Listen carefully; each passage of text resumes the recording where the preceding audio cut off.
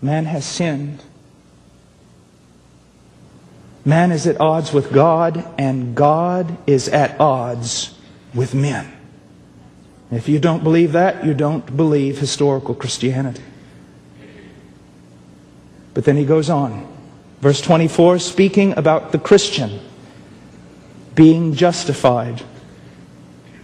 Being justified.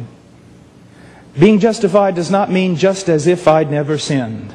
It rhymes, but it just doesn't mean that.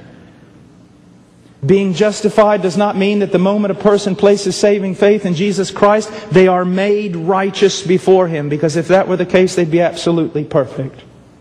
Never to sin again. But to be justified before God is a forensic or legal declaration that God declares that person to be right with Him. Now, how does that happen? He says as a gift by His grace. He's being redundant here. It seems, but with great purpose. It's almost as if he's saying being justified or declared right with God by a gift, as a gift, as a gift, as a gift. That it is a gift and nothing but a gift. Now let's look at two things here that are very important. First of all, a study of religions of our day. It's a very, very valuable thing to do. There is a sense in which there are only two religions. Religion of grace and a religion of works. Anyone who claims to a religion of works does not understand two basic things: how holy and just God is, and how sinfully wicked they are. They are blind to those two realities. But I want us to look at something for a moment. Let's just think about this. Justified as a gift. The same word is used when it says they hated Him without a cause. Did anyone ever have a cause for hating the Messiah? Did anyone ever have a cause for hating Christ? Could anyone ever point to Jesus and say, you have done this and that, and therefore I have just cause for hating you? No. Christ never sinned against God or man. But it says that they hated Him without a cause. And in the same way here in this text, He's saying He justified them without a cause. They did not give Him a cause to justify them.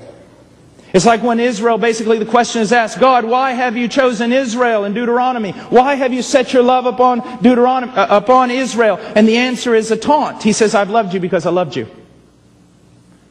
And what he's basically saying is, Israel, the only reason I love you is because I have chose to love you. It has absolutely nothing to do with your virtue or merit. It is all because of me. If you are justified, it has absolutely nothing to do with any virtue or merit in your life. It has all to do with who God is and the saving power of the gospel. When we look at religions, we can see this. You speak to let's just put before us today an interview with an Orthodox Jew, Muslim, and a true Christian. I have to say true Christian because, of course, in America, everyone is Christian. That's why it's so hard to evangelize the Muslims. But you ask the Orthodox Jew, if you died right now, where would you go? He may say paradise or the way of the righteous. Abraham's bosom. Why? I love the law of God. I honor the law of God. The law of God has central place in my home. I am a righteous man. And the reporter says, well, okay, I understand that. And the reporter goes to the Muslim. If you died right now, where would you go? I would go to paradise. Why? I love the Quran. I have made the pilgrimages, the daily prayers, the giving of alms. I am a righteous man. Okay? Come to the Christian. Sir, if you died right now, where would you go? To heaven. Why? In sin I was conceived, and in sin did my mother bring me forth. I have broken every law that God has ever given. I deserve the... And the reporter stops him and says, sir, you're a paradox to me. I don't understand.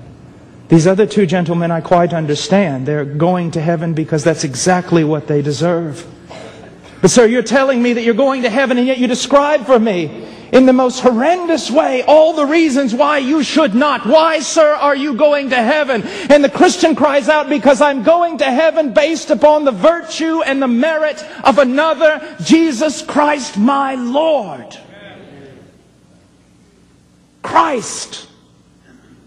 Making much of Him. Much of Christ. Everything is Christ.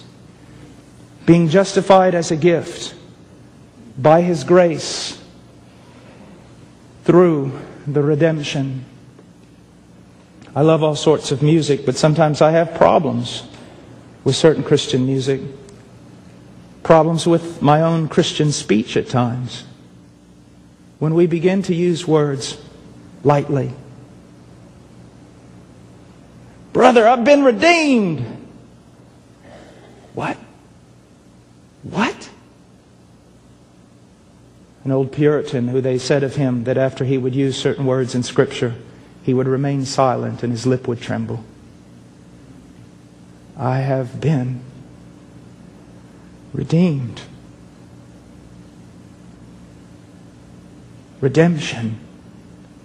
A price paid to liberate a captive or a slave. And you were not redeemed with trinkets, blood of silver and blood of goats. You were redeemed by the blood of God's own Son. There is enough truth in that statement to carry you on to glory, if you understand it. Nothing else do I need. That is why I hate preaching that tries to use something other than Jesus Christ to get me to accept salvation. I need no other argument. I need no other plea. Don't tell me He'll heal me. I don't care. Don't tell me He'll give me a fine car or a wonderful home or insurance or my best life now. I don't need it. Tell me one thing. Did He shed His own blood for my soul? Then don't cheapen the call.